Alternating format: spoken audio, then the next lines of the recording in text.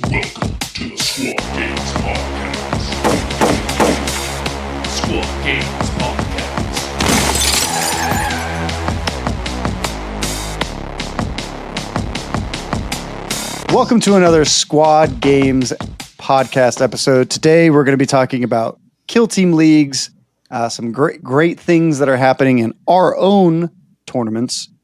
Blood and Zeal, our speculations on the end of 40K, and something really cool that I'm pretty much ready to announce that I've been working on specifically at the end of the episode. And also we have a brand new shirt on our bonfire store. So that's pretty cool. Hopefully it's linked under this video. Who knows?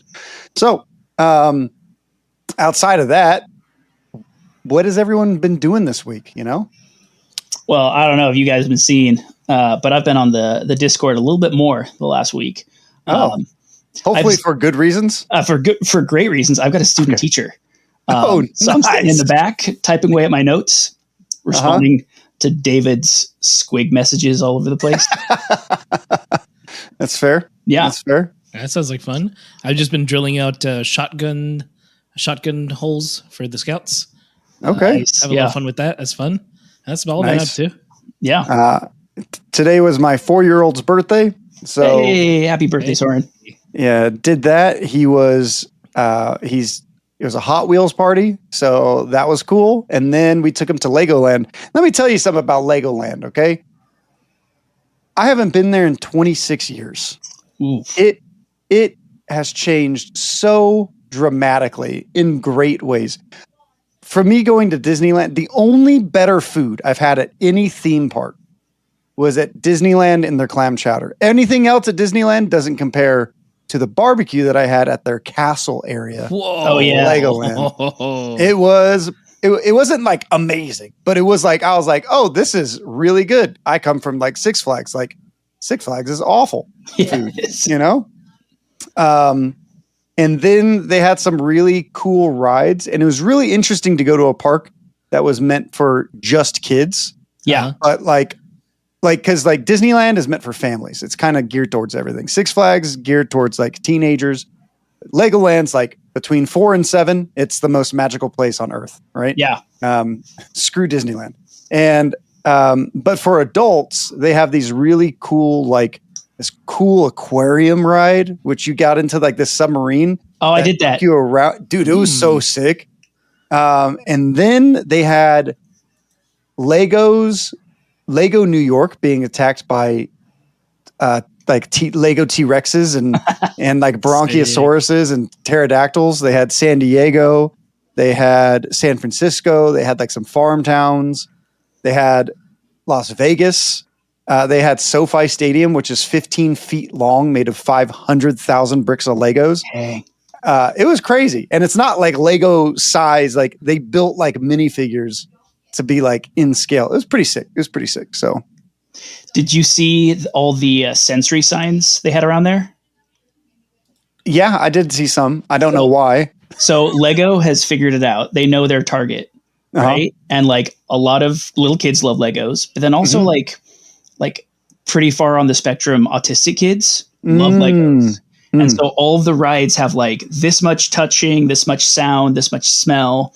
So like you can prepare yourself if you're autistic or you have an autistic kid. So like they know their market, like autistic kids and Legos, and like they cater so well. Like some of the events or like the shows they have like a dark and light, low volume like hour for like the kids that like just can't handle that sensory. So I mean, like they've nailed it for like amazing. That's probably why I liked Legoland so much myself. You know? Yeah. There's like they're all for the consumer, which is great. I went with my 6-year-old when we had to evacuate from the fires, just like escape to San Diego, and he had a blast. And I was like, "No, we're not buying that though, and we're not buying that. I kind of want to buy that. We're not buying that." So I spent too much money on my plastic. I don't have any left over his plastic. I totally understand that. Dude, I saw this like $580 Daily Bugle set. with all of like the Marvel heroes. And I was like, oh man, I kind of want to get that for my son. I did see something that I would have actually purchased, which was a Lego bonsai tree. And I thought it was really cool. And I was going to put it on my desk. They have like Lego flowers and Lego other things like meant for adults that are like ridiculously hard to put together. And I was like, this is pretty smart. This is cool. This is a different audience they're tapping. Okay. Okay.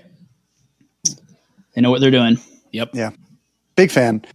But that's enough about Legos. And luckily this week, no one yelled at me. It's probably because I didn't work at all this week. I was too busy getting my son vaccinations and all that good stuff. If you're a dad, you know what I'm talking about. Yep.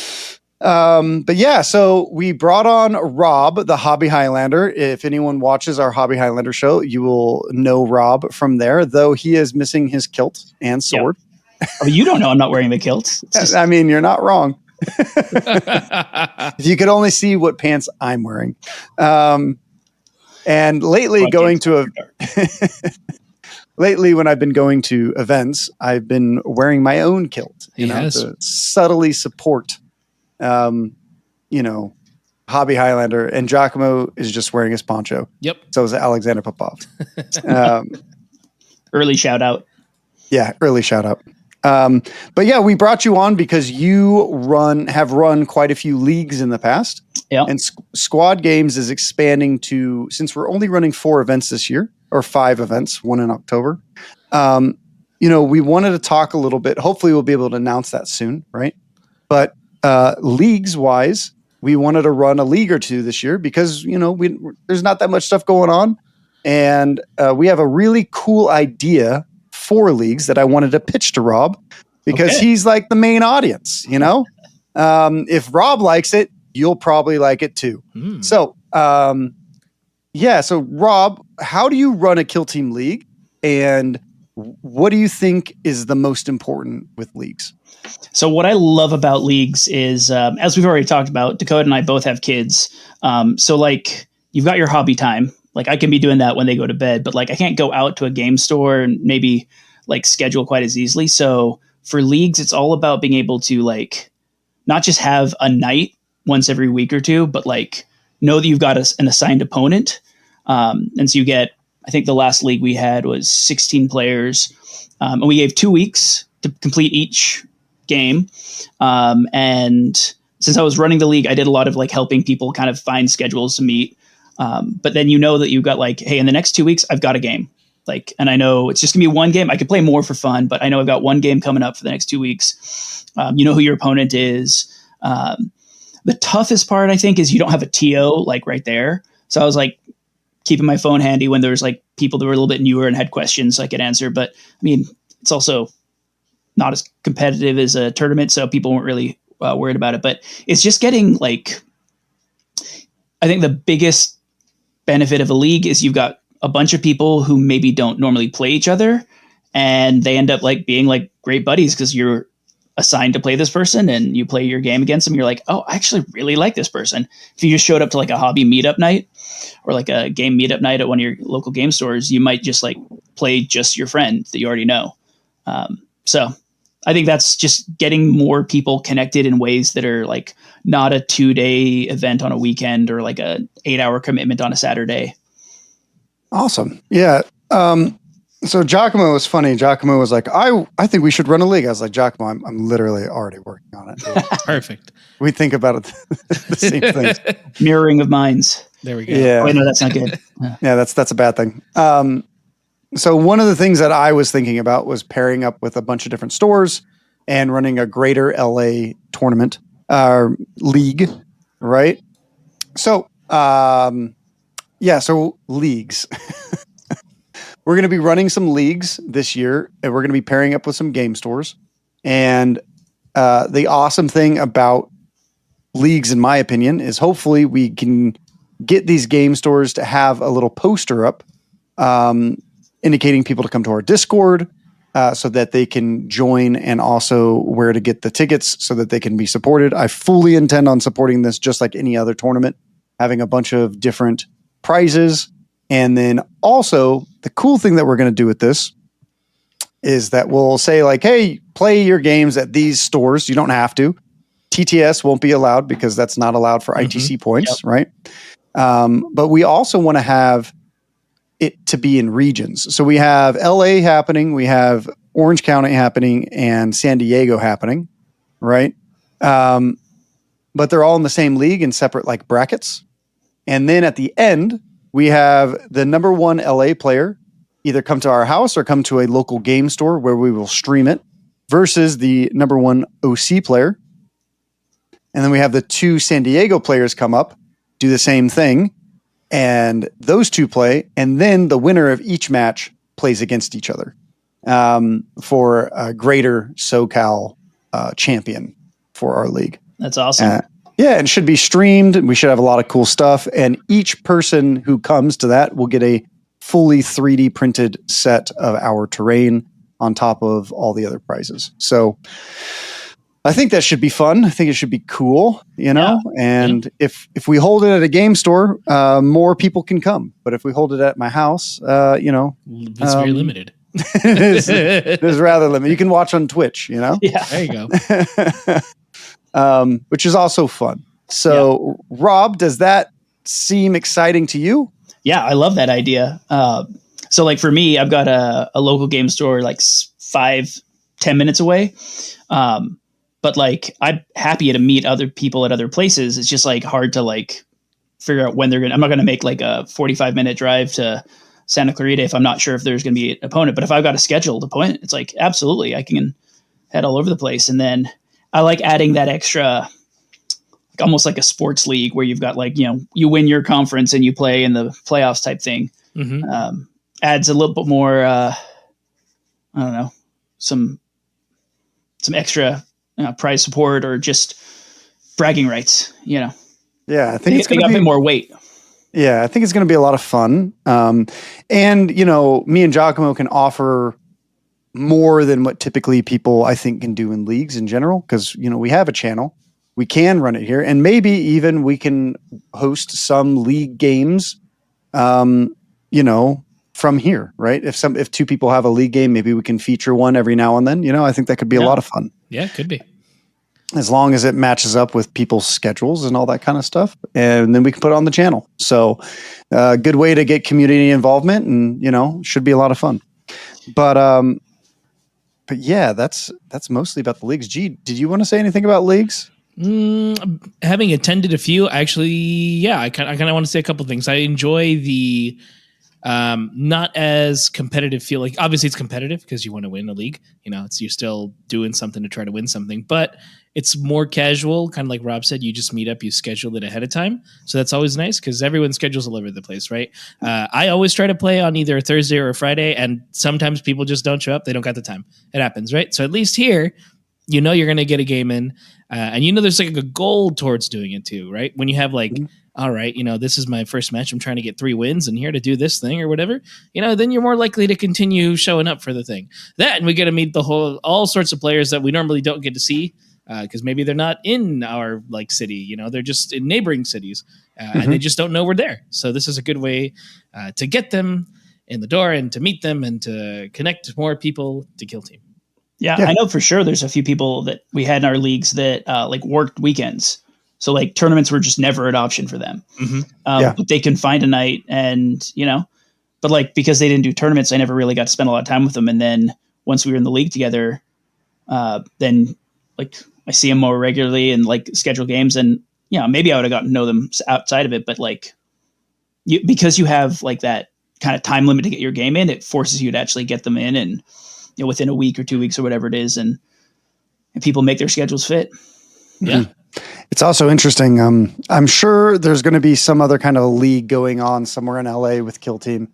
It doesn't mean you can't be part of multiple leagues, right? True. And you know, we're here to step on some people's toes. You know, I'm not really super in the league scene, but hopefully we can change that and we can have, you know, 1 or 2 leagues per year, you know, and then have it, you know, show up on stream. I think it's going to be a lot of fun. But moving on to our next subject, right? We are going to talk about something that Rob has sponsored for Squad Games, our events going forward, right? And that is, Rob, how about you tell us like how you brought it up, because I think it's pretty cool. So I think it was like 3 or 4 months ago, I was on one of your pods.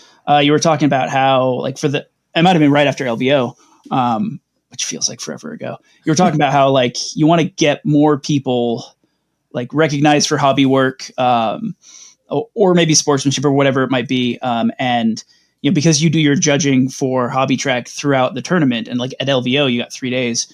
So people maybe don't know they might be in the running for it. So you came up with this idea of like, you can get like, pins to represent like, hey, you're a finalist. And even if they don't win like Hobby Track or one of the big prizes, they at least like have been acknowledged and they get a pin and they've got something to come home with. And you were talking about that. And then I was thinking, as like one of the members of the community, and I think there's a lot of us out there that are like this, where, we like join Patreon, or we, support the store, buy stuff, go to the events. But like, also like sometimes we just want to contribute a bit more in other ways. And I was like, if they're doing pins, I'm not great at hobby. I'm getting better. I'm improving constantly, but I'm not great. I'm probably not going to win anything for a while, but my face is on the Hobby Highlander, and I want more of me in your life. I was like, all right, Dakota, here's the plan. I will sponsor making the pins if you just put the Hobby Highlander on the pin. And that way, when Aiden, looking at you, Aiden, beat me hands down for sportsmanship over and over again. Well, if you get a hobby pin, you have to stick my face on your body. I like it. Yeah. That's all out of altruism and bitter revenge. Yeah. One of the things that, and I was like, yeah, that's a great idea. And I started toying with it, trying to figure out what I was going to do. Eventually contacted somebody to help make the pin. And I gave him multiple pictures of Rob, and from Hobby Highlander specifically, and gave him my idea. And then he came out with something pretty awesome, which is, if you're watching this on the podcast, I will do my best to explain it. It is Rob wearing a Scottish kilt, and he has a giant brush across his back. In place of the sword. In place of the sword. And then there's a giant paint swish behind him in orange and black. And it says Hobby Finalist. And there's our logo in there as well with Squad Games. And I think it's going to be pretty cool. It's about 1.5 inches wide. And I would show everyone the actual pin itself. But right now they are, the company I contacted is currently creating a prototype, right? So that, and I paid for that already. So once that's done and it looks good, then we'll continue with the order. But you got to make sure that it looks good, and you just don't like drop a bunch of money for something that looks awful, right? So yeah, this is going to be the pin. So the reason why I love this is that we can only give out so many trophies, right? And it's really to the people who deserve it the most. So with the finalists, we want to give out, if we're giving out 4 painting trophies, we want to give out 8 pins. And what that signifies is that each person that, so like each person that gets a pin knows that they're at least that they might win a prize, right? That they have a chance. And I think that that's really important, because like there are some people who just didn't make the cut, and then they wait around the entire award ceremony. They don't win anything. They get disappointed and they leave. Right. We also want to come out with something that's specifically for the showcase. So if you make the showcase, you get something as well. It might be just like a little like acrylic something that I make, or I'm not really sure yet. But if you make the showcase, you should get something. If you have an honorable mention or you're a finalist, you should get something. And if you win, you should get something else, Yeah. And that was like one of my biggest things of why I like the idea so much, So hopefully if there's other people out there that want to sponsor a pin, you should reach out, because we don't make any money off of this. This is just something that we want to give back to our players. And, I think that this is coming out really, really nicely. It's fucking awesome. Yeah, they nailed it. Yeah, dude, I did not think it was going to come out that good. I was like, I saw this and I was like, yo, this is dope. Yeah.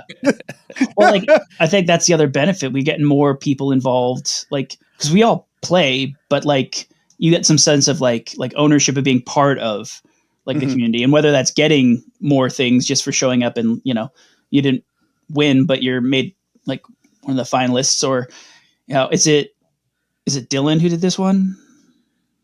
Dylan? Who made the artwork? No, this was somebody who I contacted off of Fiverr. Oh, okay. Yeah. I really liked his work, and so he did a great job. I actually have Dylan, which we can swoop into this. I actually have Dylan, who's done our Squad Games Marines in the past. Let me show you that before we move on. Okay, move to this. So these are our shirts. We have the 3+ saves, which are currently on Bonfire, and then we also have our full colored art Squad Games Marines. My wife hated the orange Marines, so she wanted them white. So now they look like World Eaters, which is cool. But hey, you know, it is what it is, right? So he's made this for us. He's an amazing artist and a really big fan. I contacted him to do something else for me. I know that I said it. I think people took it as a joke. They texted me, and I was like, guys, it's not a joke. I'm Squad Gains, right? Yeah, exactly. So I reached out to Dylan to have him make something from Arnold Armstrong, Luis Armstrong from Full Metal Alchemist. He loves taking off his shirt. He has really big muscles. And I said, put a Space Marine helmet on him and put Space Marine pants on him.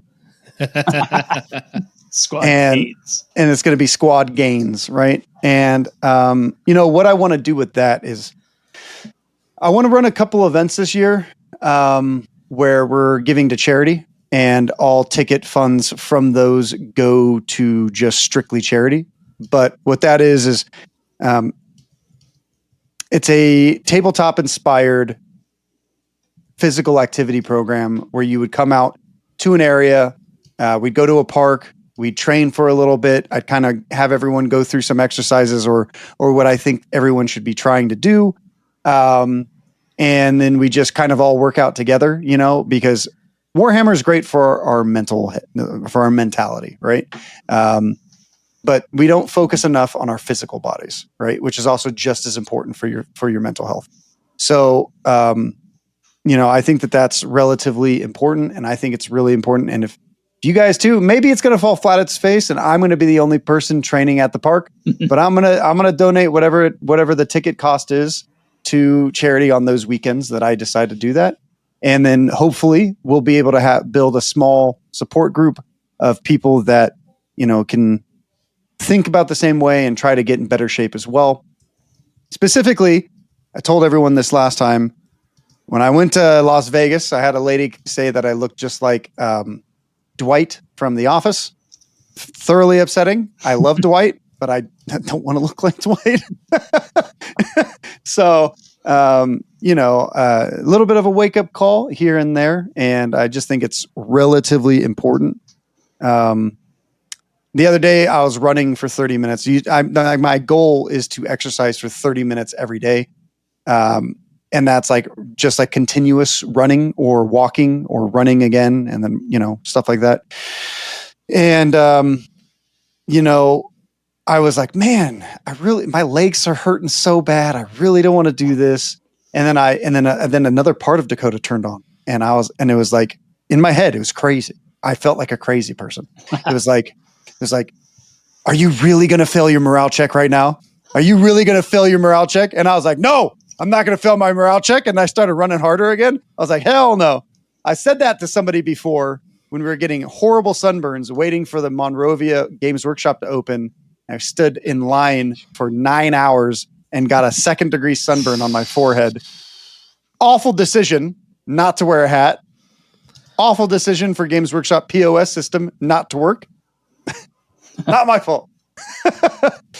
But yeah, so I think Squad Gains is really, really important, and I want to kind of gamify that kind of stuff. And, you know, on our Patreon and stuff like that, I'll come out with a bunch of different exercises for the gamers, for the Magic the Gathering players, for 40K players, for painters. And then you'll go into like elf training, or if you want your body to look like that, or an Astarte or a Custode, you know, and it'll just be like different workouts that if you don't know how to go to the gym and you don't know what exercises to do, maybe you could bring this guide with you, like a little like PDF or something, and just be like, okay, I'm supposed to do squats now. Now I'm supposed to do some front squats, so on and so forth, and get more comfortable in the gym or running around, which is good for everyone, right? And if you don't want to do that, you could stick with the elf training and just do body weight exercises. So, or maybe the ratlings just carry around cups, coffee, and sausages. Yeah, you could do that too. That's you could do that too. But we also wanted to go over Blood and Zeal. Are you guys enjoying just from the first look? Before we dive into the article, are you guys super excited about, you know, the Blood and Zeal, the models and everything? Yes, actually. No. Yeah, I think. I mean, I saw the first stuff posted on, I think, Discord and Reddit, and I was like, they're going hard on the sculpts. Yeah, for real. I'll be the defier here. I'm not as excited as I think I could be. Okay. Yeah. You know, I have thoughts. Give us your thoughts. Well, we'll go over when we see the models. Firstly, I love that they have this in here, right? This is super cool. This piece of terrain for Volcus. It's going to be cool. Hopefully it's playable in competitive, but I highly doubt it, you know? It's pretty sick though. Here's so much stuff. Yeah. Alibaba is texting me and I don't want them to. Okay. So, what is the most exciting from this that you got? Oh, well, I guess we'll just go over the models. That's probably the easiest, right? Yeah. So there's 11 fervent. I like the preachers, militiamen dedicated to the protection of the Imperium at all costs. So there is 11 models in this kill team, it looks like. Possibly. Or at least there's 11 models in the box, right? Does it say anything about the other guys yet? All right. So we got Cool. Do we have the name of the team here? Sanctifiers. Okay, cool. Let me move us over a little bit so everyone can see how cool these models are. Yeah. This guy reminds me of the Reeboks of, like, it almost looks like a Reeboks of the guy from, what is that called up there? Blackstone Fortress. Yeah, he's carrying the flag, the paper, and has the mace or something. Yeah, that guy. I thought it was him at first. There's yet another leader with a book, so you can see probably where I'm going with this one. Everybody reads, so you know. Yeah, I don't like reading. I want my guys to like just kick ass and chew bubblegum, you know? What do you guys think about this guy? He's okay, we'll give him a scale of 1 to 10. He's a 4 for me. He's not inspiring me. Yeah, I don't love, like, I don't like the novitiates, and I kind of like Sisters of Battle. But this one, it's like, I mean, he's got a cool looking mace, I guess, but not really my style. So that part, nah, I'd say probably 4. Yeah, he has like a big rounded helmet thing. It's all bronzy. Looks like he's an Eldar model, you know, with the an interesting choice of helmet. The cloak. Do you think this was free-handed, or do you think this is actually part of his the kit? I think it's part of the kit. That's a nice little filigree point. I really like the book. Like a transfer? No, I think it's like molded on. Oh, really? Okay. Yeah, probably. That's my guess. Yeah. I do really like the mace. The mace is cool as all shit. Mm-hmm. So I think the models are pretty decent. You know, I'd give it like a 5, you know. I think it's all right. It's definitely not the baby inquisitorial model that they made, you know. No, yeah, that one's not as cool. We have the cherub, which I love. Yeah. Does that count as a pet? I think it counts as a pet, right? Oh yeah, dude. It's a human dead pet. Yeah. Then we got the homie with 2 flamer pistols. He's probably going to be a lot of fun, you know? He's got that energy of why we can't remember his name right now. The guy who played Daniel Radcliffe when he's carrying the two guns in that one movie. Yeah, he has that energy right now. Gun priest or something like Something that. like that, but he has two flamethrowers instead. Which it's a fun little character. Respectively, I'd give it like a 6 and a 5 for these two models. I love the cherub. I think. Yeah, it's a very fun one. Yeah. I like the cherub's umbilical cord is literally tied the to power. his yeah.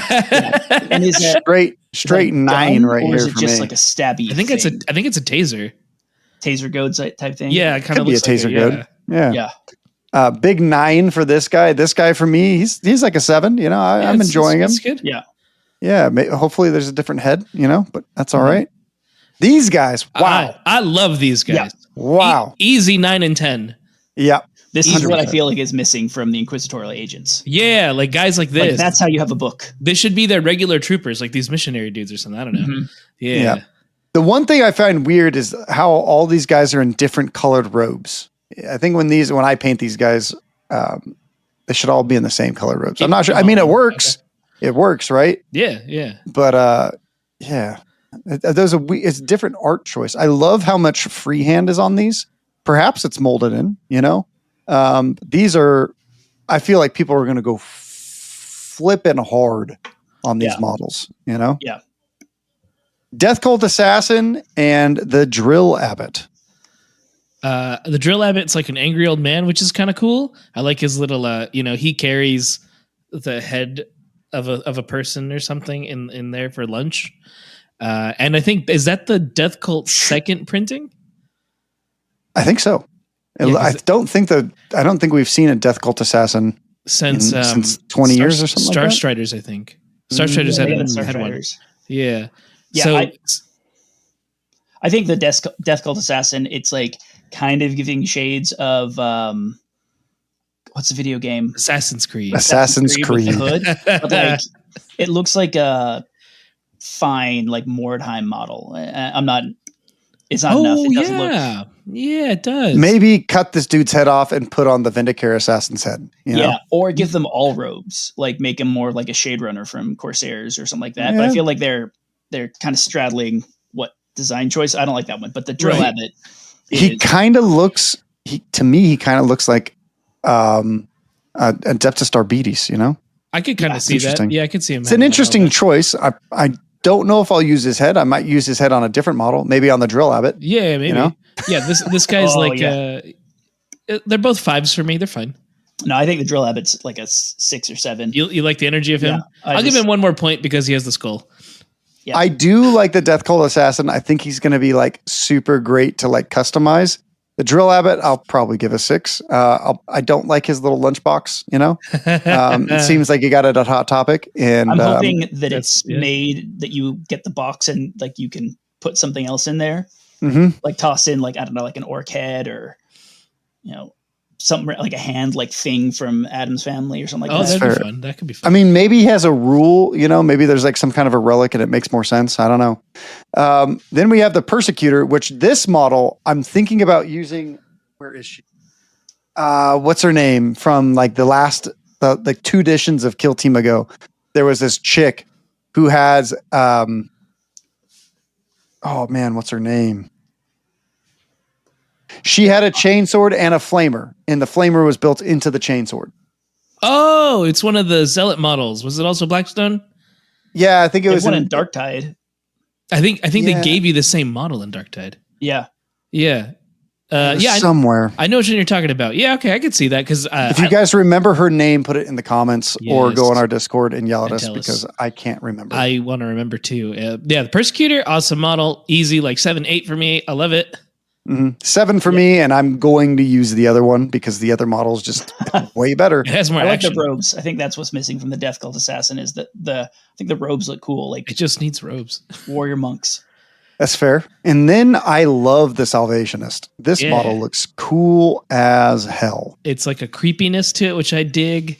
I'm not sure. I think that's supposed to be a pole arm, but also a banner because it has the point and it has like the little energy engine thing, which implies that it has power. So it's supposed to do something. Yeah. It makes me think of the Kingdom of Heaven movie. If you saw that one. Like, I love that movie. Where the king, because has lupus. got not lupus. He's got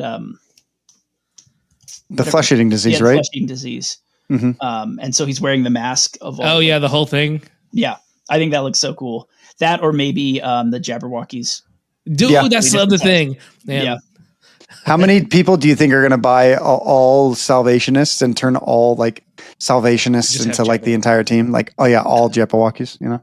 That'd be so cool. That'd be pretty funny. The final two models is the Reliquant, which I do not like this model. Yeah, I'm kind of with you there. I mean, there's I don't know. I think it's I don't really know. I feel like with that face, he needs a bigger belly. Yeah, like they should have made him even fatter. That'd have been Like cooler. a Friar Tuck. Yeah, like really, and then maybe give him even a crazier Friar haircut, like just Yeah. the rim one and bald on top. Like, be zealot as hell. And he's like, he has one of those shelves that I have in my house that I hang on the wall and put stuff in. So like, I guess he carries his on the Bones go. and stuff. Yeah. Like all the cartoons. relics, Yeah. you know? And then we have the Miraculous, which is probably my favorite model. Probably my favorite model from the whole thing. I think I want to put the what's that? The Jabberwocky face on that. That could be fun too. Yeah. That could be fun. I just like that they're floating up. It's a really like subtle detail. It's just cool that this is kind of their possessed without really calling it that, Yeah. That's awesome. Super cool. Now, interesting thing about when we look at the team, we have the leader, who is obviously some sort of dude with a big mace. Yeah, what's Probably that? going to be 32 mil. Looks like. Yeah, Looks like maybe who knows what his abilities are, but he's definitely going to be able to hit people in melee pretty decently, Heck yeah, I would assume. And then we have somebody with 2 flamers, so it looks like he's going to have 2 flamers. I think you're right. Maybe like a little taser goad, if this is even a playable model. More flamers, and a plasma. A melee operative, another melee operative, a melee operative with a flamer.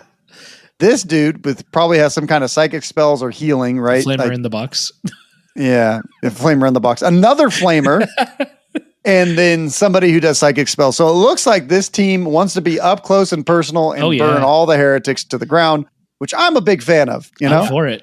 I'm getting like Harlequins, like one psychic distance, maybe another long distance, and everything else is up close and minus the flying.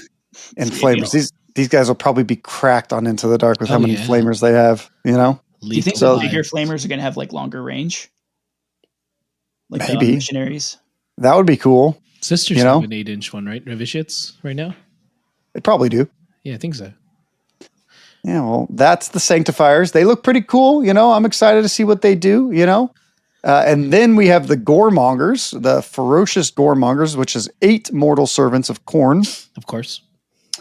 Which have been lucky enough to witness the crimson form of a bloodletter in combat actually survive the encounter. This experience makes them obsessed with the perfect manifestation of the blood god's wrath. Talk about like worshiping the wrong god. Like they saw the bloodletter and then they want to change their body and they want to change their forms. That sounds a little Zinchi to me, but it kind of sounds like squad gains. Yeah, they're getting buff. Their legs aren't going to hurt if they're walking around on those guys. I mean, legs are probably always hurting now at this point. Now this is the leader I like, This is like no books. Homie has a skull, which I'll probably make a pistol. He doesn't need to read. He's got 2 chainswords. Looks like he had legs that he cut off and put these things on to make him look more like a bloodletter. Hell yeah. And then he has a big old bloodletter chain sword, and a bunch of skulls of his dead enemies. Then we have the Impaler. What is that guy? I mean, I like to think that's an impaling thing. It's the guy. Is that like a harpoon? Old man. Is that a harpoon? Maybe it impales you with something. Who knows? Both models for me, 7s. Awesome models. Love them. I'm going to give them both an 8. So far, I also like the paint job better. Whoever's painting these ones are doing pretty good. Then we have the Skull Claimer, which we could imagine what this guy does. He probably has a big weapon that does a lot of damage. And claim skulls. Yeah, Chooser of the Flesh, Khorne Butcher. We're kind of seeing. Mm-hmm. Yeah. Then there's the Stalker, who is climbing a wall, which is an interesting pose for a model, you know? It's 2 little chainswords. Yeah. I don't really like the pose. I don't like the pose. Yeah, it just feels like awkward where you're standing. Yeah. It's still a 7 and 7 for me though. I still love these models. I love a big chain axe. It's an 8. We have the Insider with double pistols. Interesting. And then we have, is that a grenade? The Blood Take. Is that a grenade? What is that? Maybe, or something to bash you with. I have no clue.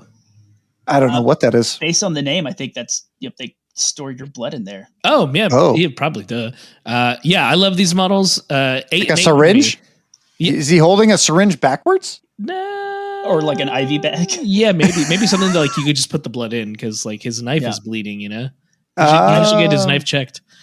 I don't like the Insider. I just feel like that looks like a chaos cultist. Like the legs obviously are different, but like what are you doing with 2 pistols in a team with this? Shooting. Yeah, but like auto pistols. Okay, 3-4 damage. It's That's 8 fair. inches. They all have some kind of blood thing on their back too, which is interesting. That's I wonder if cool. they can inject themselves or something. Power unit for their legs, something like that. Yeah, could be. And then we have aspirants who are probably warriors. I think with so. Giant weapons. These guys look pretty cool. I'm a big fan. I like the helmets, you know? This action pose I like better than the stalkers, right? Guy, yeah. Like maybe you put the stalker on that guy because I feel like the stalker's just leaning too much. Yeah. Yeah. I mean, I guess you could always mod it too and just turn the stalker from like here and just turn him to be more like that.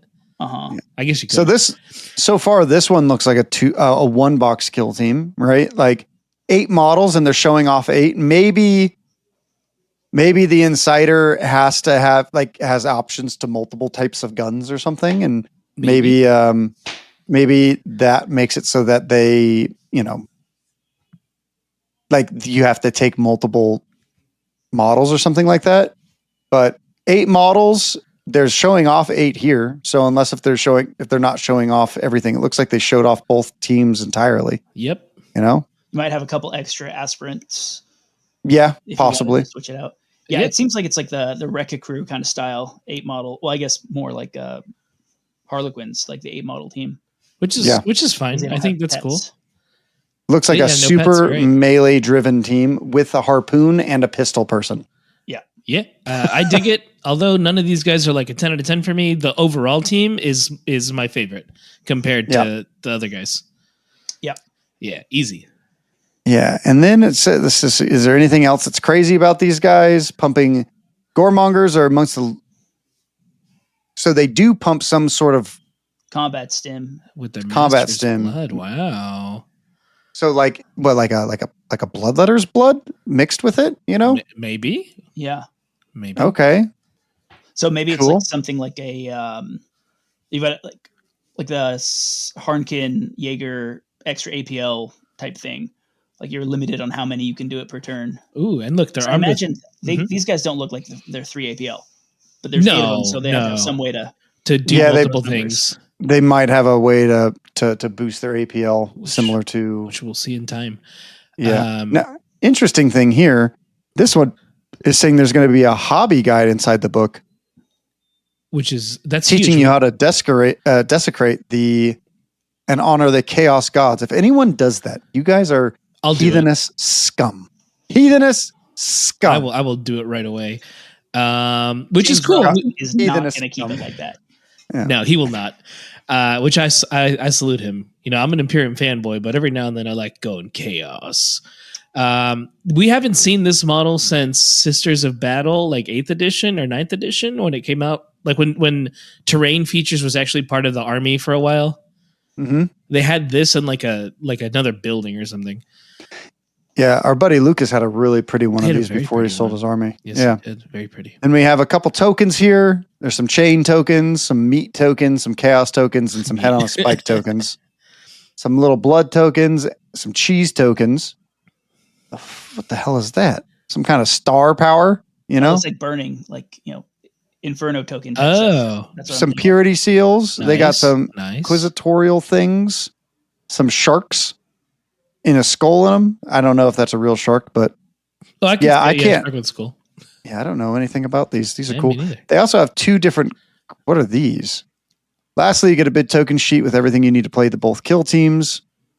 Go From up, the I think get-go. there's something It about won't be long to the Slugfest. Okay. Oh, The there it is. dossier contains fascinating mechanics that involve entirely new deck of Blood and Zeal cards.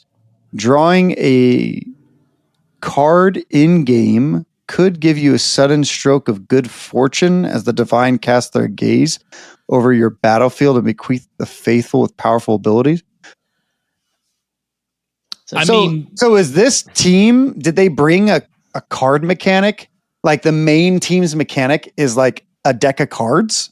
that'd I be think it's going to interesting. be like It might just the be Ashes of Faith. Like, yeah, it might just be a play you style. could play a super narrative style game. Dude, I with kind- these two guys.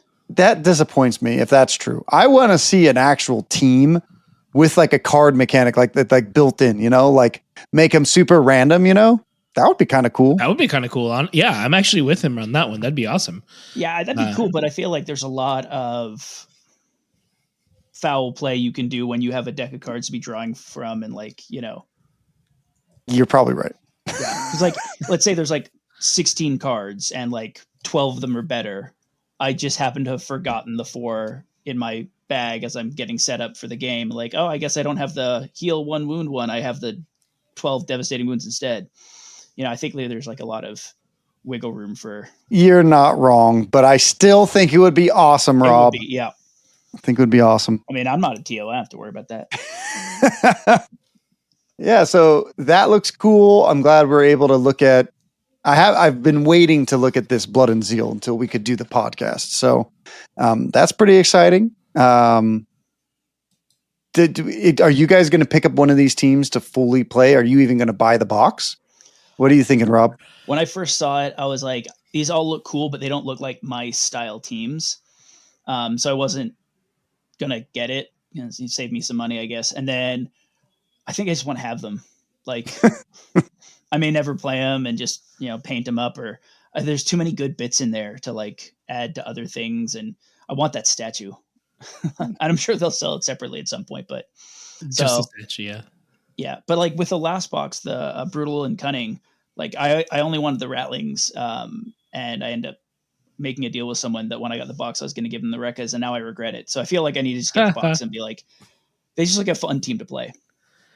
Rekkas are a lot of fun. Rekkas are fun. I feel like the jackal. What are they called? The Goremongers. Goremongers. They look like they're not my style, but they look like they're gonna be fun to play. And then That'd be the one I'd want. I think the Sanctifiers will be, man. I mean, they might have some cool mechanics if they have, like, because in the article they said like they're like hard to kill, or they like would take down a space marine. They can keep going, so they might have that Jaeger leader ability where like you kill them and they go back to 1 wound and they keep going, like that. So not quite like frenzied, but like friendly. Yeah. Yeah, I'm looking forward to the Sanctifiers. You know, hopefully they can be a replacement for the dead Death Corps. You know, that could be fun, but maybe not because the leader has a book, which is unfortunate. The Goremongers look a lot of fun as well, but I think I probably won't play them. I'll paint them, but I'm not gonna. I don't think I'd play them. That's because it's a little too chaosy for me. You know, like I still might pick up Chaos Cults just to prove everyone that they're good, because everyone keeps telling me they're not that good, and I'm like, oh, actually. So, but yeah, that's a thing. And then we have Rob. You said you wanted to talk about something before we talk about before I show off this last piece of equipment I have in front of me. Yeah. You want to? Yeah. So I was, as I mentioned before, had some more free time while I'm supposed to be working. And so I was, perusing Reddit as one does, and people are talking about like, what's the next Volcus box set going to be? Which got me thinking. I just finished the Infinite and Divine book. And I've always kind of wondered, like, is 40K a setting for a game, or is it a story that the game goes around? And obviously it's a setting for a game. That's where they make their money. But like, they've been advancing, bringing back Primarchs. Like, so are they going to continue the story? Because at what point can you be like, you can't push off the Great Invasion by the Tyranids anymore. You can't push off the Great Awakening by the Necrons. Is the Emperor gonna just like get killed and reincarnate? Is like, what's the end game here? Do you think they have like a story in mind to like finish the story or like make a big advancement, or are they just gonna stretch this out until James Workshop dies of old age? I have a couple thoughts and I have a couple reasons. Giacomo, do you want to go first? Sure. I think they're gonna stretch this out like an accordion. It's just gonna go on until an accordion that never runs out. My reasoning for it, I should be specific, an accordion that never runs out, but you get more story bits the longer you keep stretching it. Because it's such a vast universe, you can be like, oh, this planet sector has like 1,000 things happening that we're going to pull from. And then we have like 20 million more sectors to pull from too. So we're never really going to advance it. But like, you'll always be getting different story bits. And maybe every now and then we'll go like, we got a second closer to midnight. So like, okay, now we can introduce a few new things. But I don't think the game will ever take a radical shift like AOS did.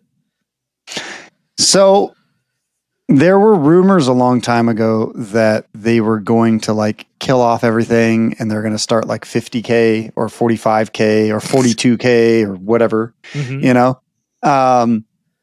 I don't necessarily know if I like believe those rumors. I've been playing this game since the year 1999 and nothing has changed other than a couple Primarchs came back a couple years ago. I was actually so utterly excited when they started to progress the Eldar storyline, right? Like they're like, oh, you have Rain's coming back. Eldred's on their side. You know, there's some crazy stuff going on. It's like the end times are coming, you know? I was like, oh my God, it's happening. It's happening. Like we're actually seeing things move, you know. Yvrain came out and helped Gilliman come back to life. Oh my gosh, there's new Primarchs. And then in the last Eldar Codex, they're like, oh, the Inari are a fringe faction. Most people have gotten over it and gone back to their craft worlds. They're a small subsect of this, and they don't matter. And like for me, that's like where the Eldar's future is, because otherwise it's just like, okay, the Eldar haven't changed in forever. They've always been the same. They're a dying race and they're supposed to die. The Dark Eldar don't give two damns. They want to slave. They want to do whatever they're going to do and torture people in the web way, right? Then you have the Imperium, who is like, oh, we found Tau. We don't need to destroy them. We're going to turn a blind eye to them so that the race can grow big and strong. Oh, Tyranids are coming. Oh, Necrons are here. Oh, more Chaos Lords are here. But there's been no actual progression of storylines. Yeah. You know, there was one crazy part when Abaddon fought Magnimus Calgar, and he almost killed Magnimus or Calgar, and then they like stuck they saved him and stuck up they made him a Primaris Marine, and I was like, oh, that's an easy way to turn him into sell a product. Yeah, and then they like fought to like a standstill, you know, and I was like, oh, how that's. I think personally they're going to drag it out forever, and once the game stops selling, they'll be like 50K. Oh, look what happened! There's a bunch of crazy stuff, you know, or they'll do 42K. 42K sounds better to me than 50K, right? You know, yeah. That's what I personally think. But now, how do we think it's going to end, Giacomo? Do you think the Emperor's coming back? That is the carrot on the treadmill, or you know, the plastic crack on the treadmill that we will never reach. And it's important that we never reach there, because then it'll be kind of like, okay, they blew their load. What's next? He dies again, and it's just something that I think can never actually happen. Everything else can come back, but the Emperor cannot. Okay. What if he ascends to like the level godhood? Yeah, and he's basically like a chaos god, but for order, I guess. And so he has the same thing. Like you can have demon princes, but like for not good because I could see like Heralds of the Emperor or something becoming a thing. Like, it's their version of a demon prince, but it's someone who ascends. I could see like stuff like that, but never the Emperor actually coming back. Yeah. Because I was thinking with, so I loved the old world when it was just Warhammer Fantasy. Mhm. And then like I left playing this game and everything. And like, I don't know how many long years ago I came back. I was like, all right, let me see if I can get back into like playing my old like fantasy battles. And then I found I was like, it's gone. Like they just killed the whole thing. And like there was a slow march toward the end times where you kind of had that vibe that like the bad side is going to win. Chaos and Skaven, and they're going to win. And then Age of Sigmar is like kind of like the good guys are going to win.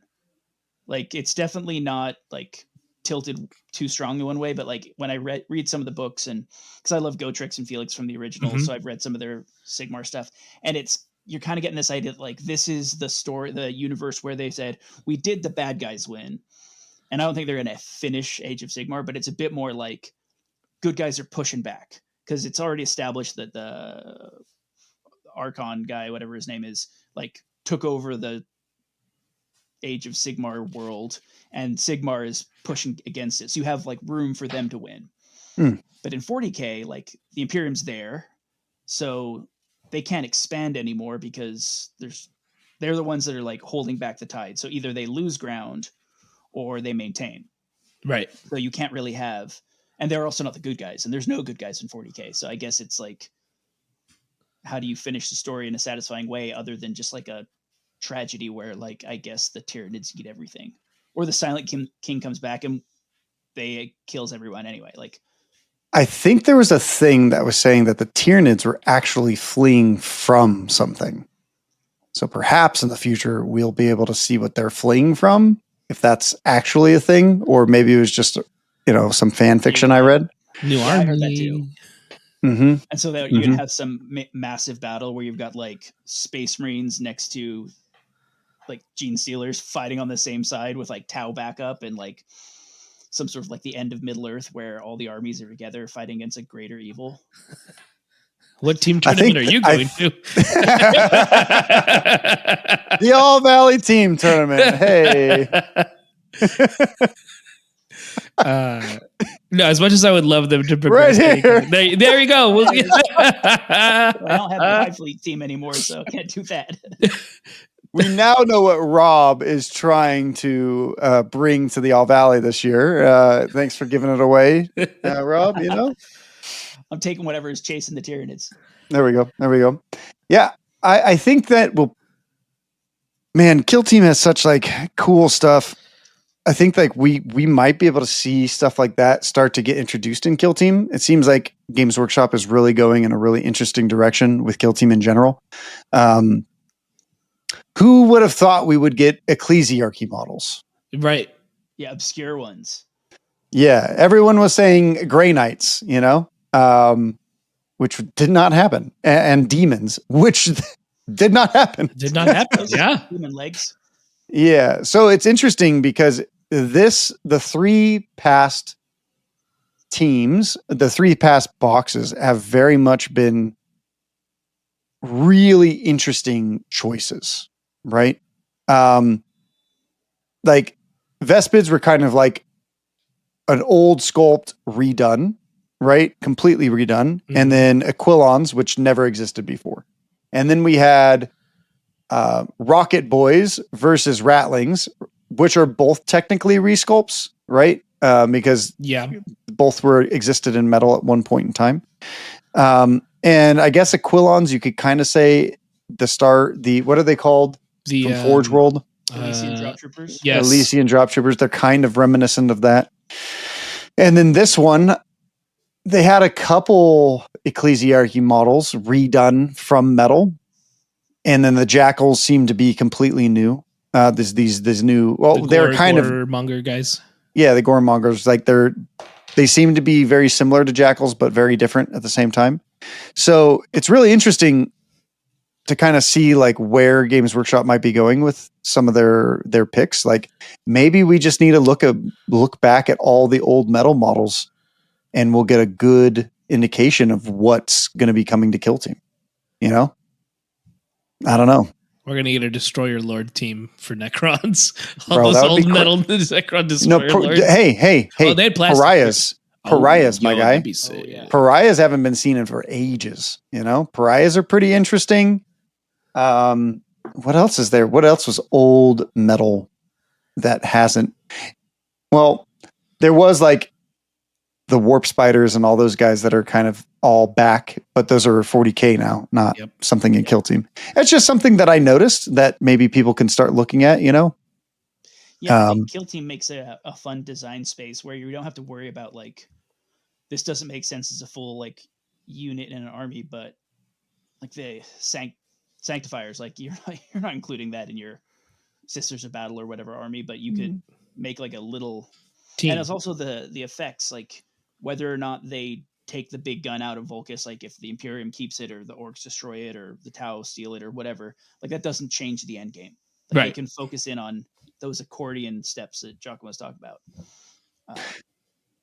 What do you guys think is coming up next for the next Kill Team, like the next season of terrain and all that kind of stuff? Assuming they continue doing what they have been doing. Maybe this entire edition is based out of Volcus, and we just have like mega Volcus coming out by the end of it.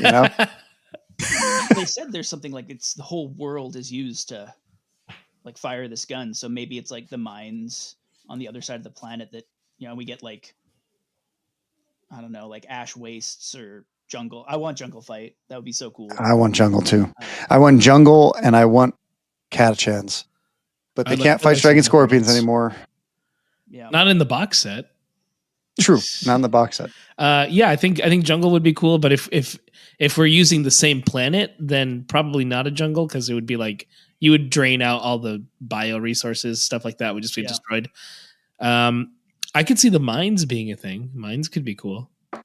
Yeah, like the tunnels underneath or something. Yeah. Or like it could be more like natural terrain. Like they don't always have to be like battles are fought in the wasteland. And then Skaven 40K happens. Oh my gosh! People finally the rat leagues get a whole army. Rat homies. That they have Skaven in 40K. It's the Imperium. You're not wrong. That's Skaven. They're the rats. They can't stop. And living in the sewers. It's just hive people. Yeah, I could see that. Yeah, what's interesting is I don't know how far they will push the narrative for 40K. I really hope that we start to see more stuff happen. To me, it's crazy that Gilliman came out and then The Lion came out 2 years ago, and they still haven't met in the books. Like it's been 2 years. Yeah.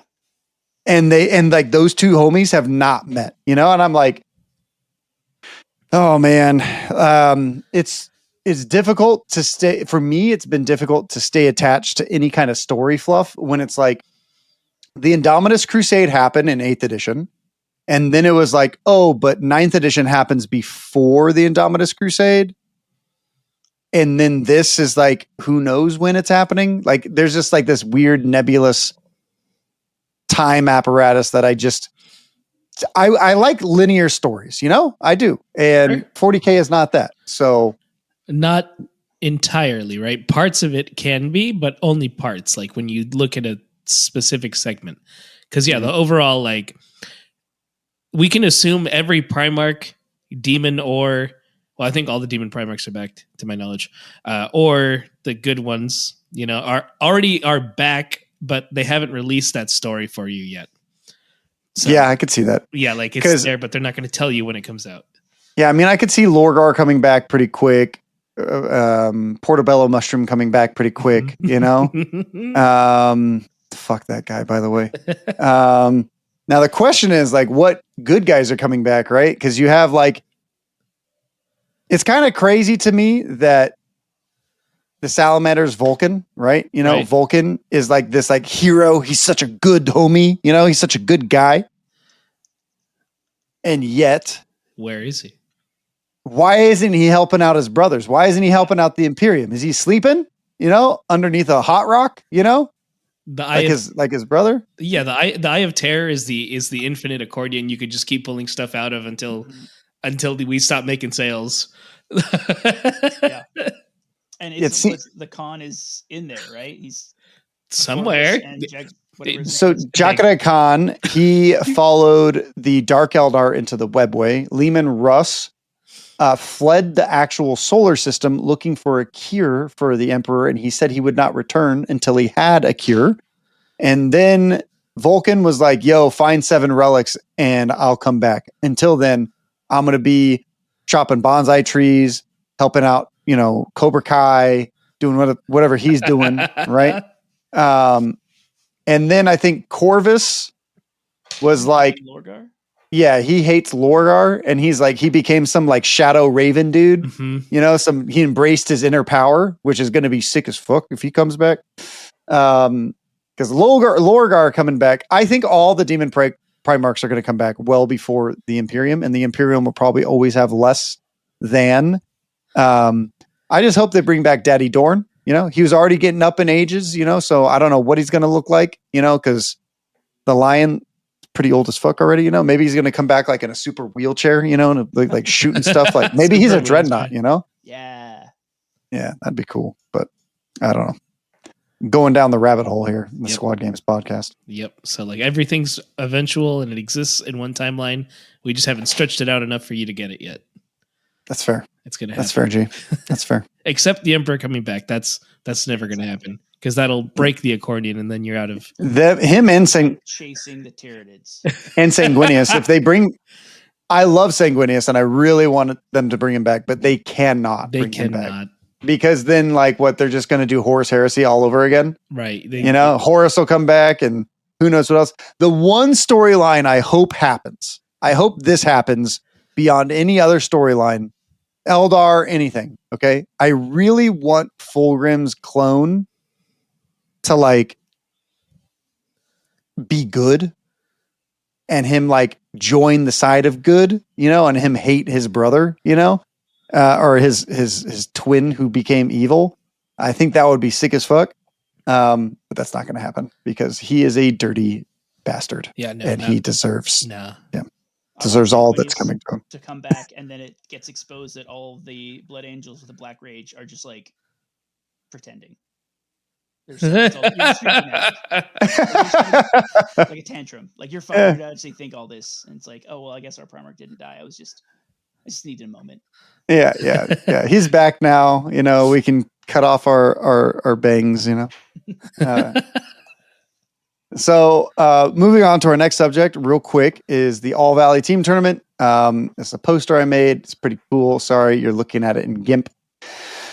For our podcast listeners, it's pretty cool. I like it. I think it's cool. You can find it on our Discord. It tells you all the information about it. This is our biggest third-party event that we run by ourselves. We do run the LVO, but that is run in conjunction with Frontline Gaming. They rent the space and all that kind of stuff. For the All Valley, we rent the space and we put on a good show, right? So Games Workshop has given us 2 golden tickets, which is awesome.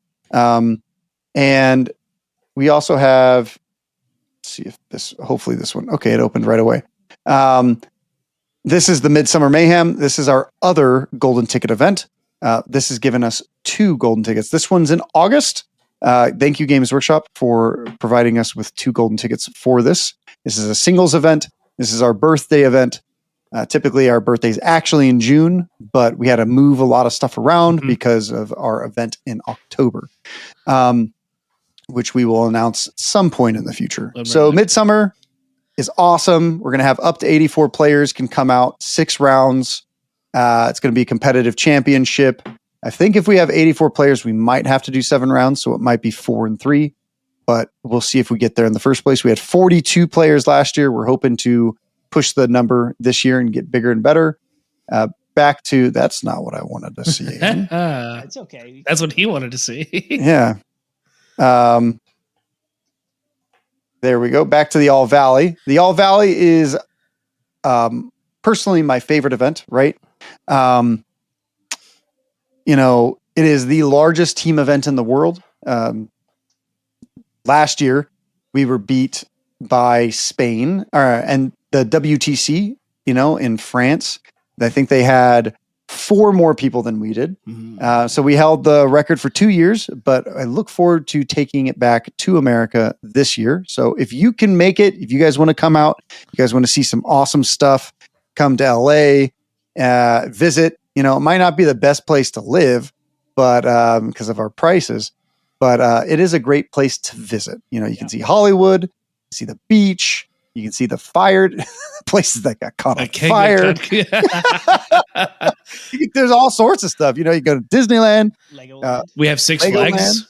Six Flags. This is literally like 10 minutes away from Six Flags. Yeah. So, Well, yeah, it's in June. Like you can take that as a nice like summer vacation. Yeah, you know, take like 4 or 5 days off.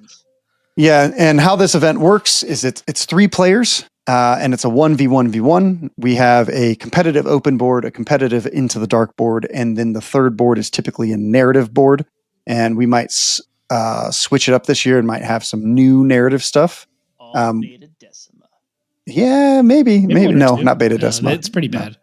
Yeah. But yeah, so it should be a lot of fun. Again, June 20th through the 21st. And there's nothing better than a team tournament. If you've never been to a tournament, I highly suggest this. So win or lose with your friends, or do well with your friends. That's the fun of it. Yeah. And then finally, we have something else I would like to show off. Now, we had these at LVO. I've been printing nonstop. I bought another printer to get these done. So I made one for Giacomo, which was the prototype. I'm showing you the prototype as well because I have 24 that are like halfway through completion. So hopefully these will be up within a week. I'm hoping maybe 2. We'll have about 20 of them up for sale, and then we'll ship them out, and then I'll make more and then do it again. So this is the micro box. It's a cool little box. It says Meat Lick on the back, but if you look through the front, it says Kill Team. Yeah. So, yeah. Well, I'm probably not going to have anything back here, but I'll probably have a space that people can, if they want to custom engrave something, have it back here. Apparently, everyone is telling me that it should say Kill Team this way. So if it's sitting down, people know what's in it, right? But there's a cute little box. It's 5 inches by 6 inches by like 6.5 inches or something like that. It might be 7 inches, but pretty cool. And now let me show you what's inside. So it opens like this, right? We have the 3D printed tray, which has all of the models. This holds all of my, I think I have like 19 Veteran Guard on this tray, right? It's metal. It has magnets in the bottom, so, you know, it can also attach to your tray. In the micro tray, this is what we sold at the Las Vegas Open, and this sold so fast, it was nutty. Yep. So we have this. It's all encased in 3D printed and laser cut plastic. We have, I'm trying to explain it for people on the podcast as well. It's black. It is a black box. It's a black box. We have this measuring gauge, which is 6 inches, and it says Squad Games Protects. Shout out 1 inch. 6 inches by Yes. 1 inch. Yes. Yeah, 1 6 by 1. Yeah, that's A mind so you control can- range. Exactly. We also have, so to get, this is a dice tray that everything is held into, right? So the 6 inch by 1 inch gauge is held in a dice tray. The dice tray holds 16 millimeter dice, which tracks your both you and your opponents it's a little dice tray. And then there's the heart and soul of it, which is this little box. It says Kill Team on it. You open it. It holds your Kill Team cards. You can press it down from the bottom. In the bottom of it, it has a 3 inch by 1 inch by 2 inch acrylic gauge. And then it holds all of my my tokens. So it holds all of your engage, your conceal, and your 20 millimeters and your extras up here. So it's a whole cool thing. I've been experimenting with new filaments as well. This one is a matte black and a matte orange, which I'm fully moving over to this after I saw how nice this prints.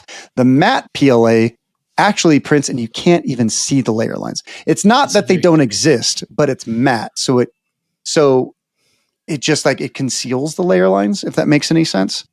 Super, super pretty. Let me show you guys the difference between the two. As you can see, this one, the matte one, is just way more vibrant and way more, explosive than the other one. So it's pretty cool. But yeah, it's out of prototyping phase and we've been moving it to some real stuff. I meant to show this on the last podcast, but I couldn't find it. So, and then the great thing is that this all goes into, let me do the one with the magnets. This all goes back together, right? Put your cards in, put this stuff. I'm sure that grating noise was wonderful for our podcast listeners. That was the 3D prints sliding against each other. So that goes there. This one goes here. Then you have your top. I just threw the gauge. Slides in. Take your models. You slide them in as well. Put the lid in. And you move from wherever you're going to your next spot. So I think it's pretty cool. I'm super happy with how it came out. Alexander Popov helped me with a lot of it. So shout out to Alex. And we're looking forward to getting this out to as many people as we can here in the short future. So if you like it, make sure that you follow Squad Games, join the channel so that you know when it drops. We'll make something. I'm actually sending one of these to Battle Brothers Ben so that he can get a very first look at it.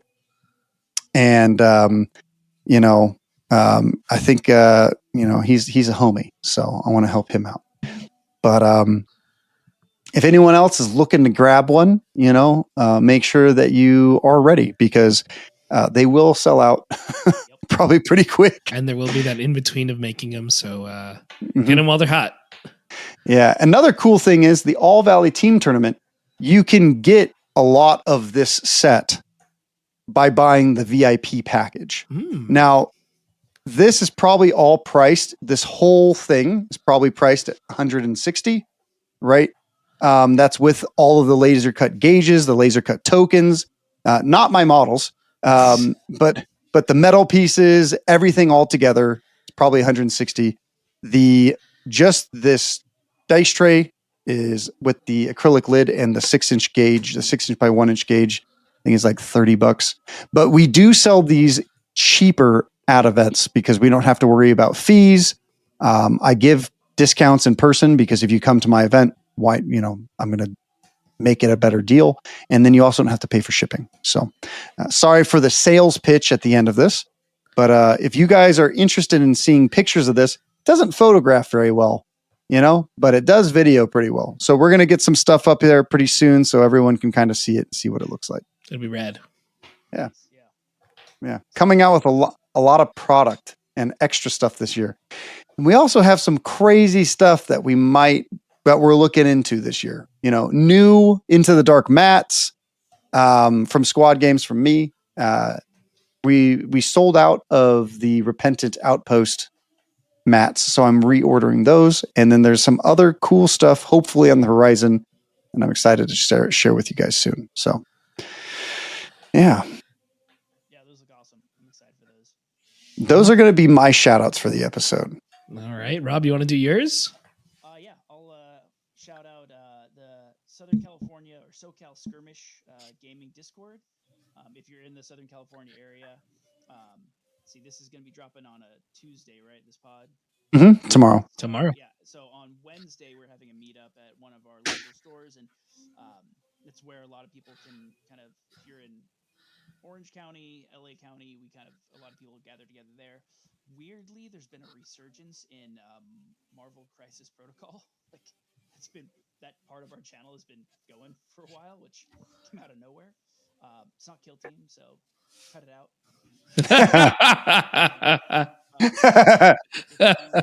If you want to join that one, you can reach out to me in the Squad Games Discord, Highlander Rob, and I'll send you there. And then a special shout out to Matt and Samoan Bob, and David. I just want to show you my LAFC hat. MLS season has started, and they're Galaxy fans who are currently winless. Wow. So just kind of Rob's just that guy. So Rob, I sent you a text, but I sent it. I wrote it fucking horribly. I wanted to tell you something. I talked to Matt, and there is something that I wanted to put on the line. I was going to say, how about I go out to one of these games between your two teams? I'm super ignorant towards soccer, like super, super ignorant. Right. And I was like, oh, Matt, David, Rob, and me, we can all sit together and, you guys can cheer for this guy. You can cheer for this guy. And then he's like, Rob can't sit with us. And I was like, oh, it's like that. And he was like, yeah. And I was like, all right. Okay. How about, so you're saying I can't sit next to both of you, right? So do I just sit by myself? Like, what is this, And then I was like, how about we make a wager? Whoever wins the game, I have to become a fan of that soccer team. Okay. Okay. Between the two. All right. And whoever scores a goal, I get to go sit with that person until the next team scores a goal. And then Matt said, that's not a problem, because Rob's team will never score. Oh. Galaxy scored a goal yet, Matt? I don't know. We also got to include Chuck from Vox Cascadia. He's a big Portland fan. They're also in the MLS, so he needs to get in this as well. Although we're not going to become Portland fans because it's LA. Yeah, no, yeah, exactly. Yeah. Yeah, there's a good rivalry. That's why, speaking of the All Valley Team tournament last year, I'm going to butcher our team name, but it was Matt, David, and I, and we were Greater Los Angeles area soccer team club fans, because we're rival fans. But that's what I love about the team tournament. Like, we're on the same team, the three of us, and we can talk trash to each other, and it's all in good fun because we're winning and losing together. But yeah. Oh, when they said we're going to destroy your family, they said that in fun, right?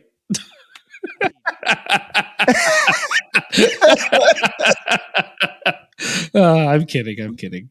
So now funny. You guys are going to have to tell me when these soccer things are happening, because I am super out of the. I know how to play soccer. I know what soccer is. Okay, I'm not that dumb, but I am ignorant of. I know like Messi, Ronaldo, all the big soccer guys. I see them pop up on like shorts and stuff, but I don't know anything else.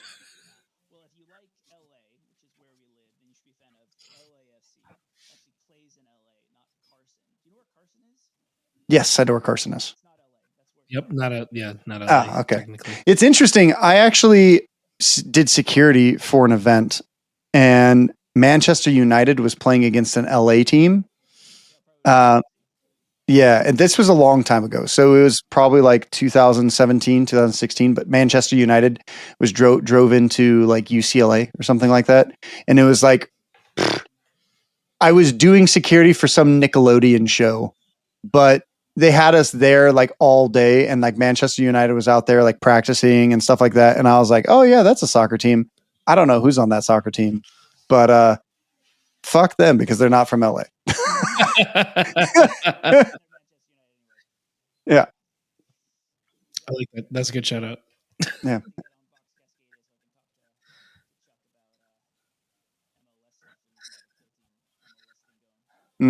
I did just guest star recently on Vox Scream. If you guys want to check that out, I talked to all the Vox Scream guys about a bunch of tournament organizing stuff, and I even possibly convinced them to stop running Strength of Schedule, or maybe I didn't. Wow. Maybe I didn't convince them, but I tell you what, I made a good effort. And I tell you what, it was such a good argument.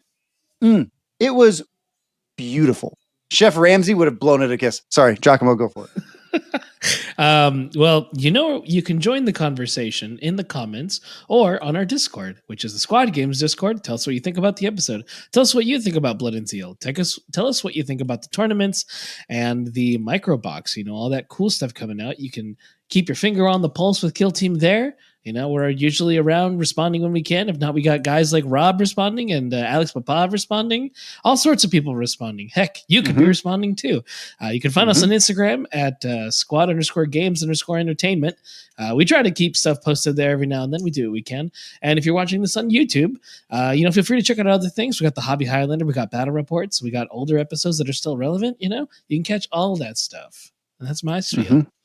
Yeah, we also have our sister channel, Tabletop Mayhem. Make sure you check out her shorts and her lore videos.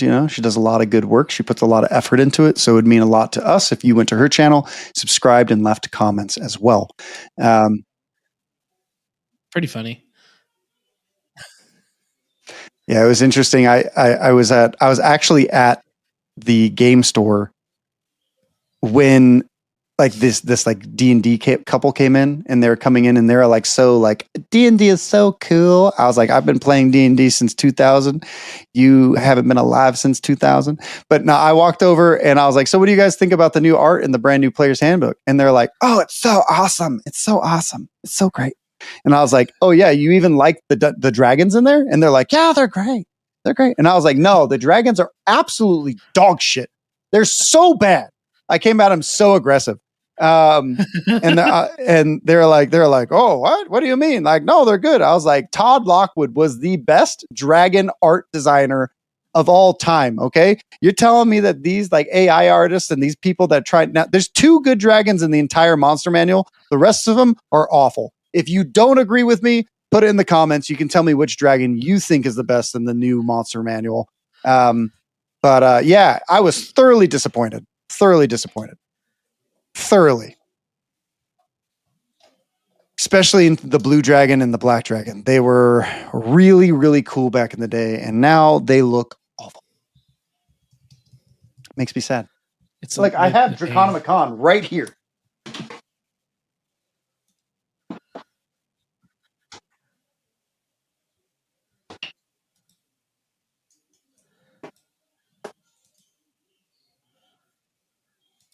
If you didn't think I was a D&D fan, it's right here from 3rd edition with beautiful art by Todd Lockwood and everything else. Okay. He's showing his stripes. Yeah. I just opened a book to a bunch of random pages in a dragon manual from 3.5, the year like 2006. It was awesome, podcast listeners. Let me tell you what, you should look it up. That was like the same energy as Rob had against Galaxy. Yeah, I'm into my dragon art. Okay, guys, I get it, dude. Dragons are dope. They are dope. That's why I can't wait for Eldar to release a kill team with dragons and dinos. Yeah. Dang, that's old. Yeah, well, that's it from us from the Squad Games podcast. Thanks for listening. Thanks for tuning in, and we hope to see you at one of our events, or we hope to see you come back to the channel. Until next time. See ya.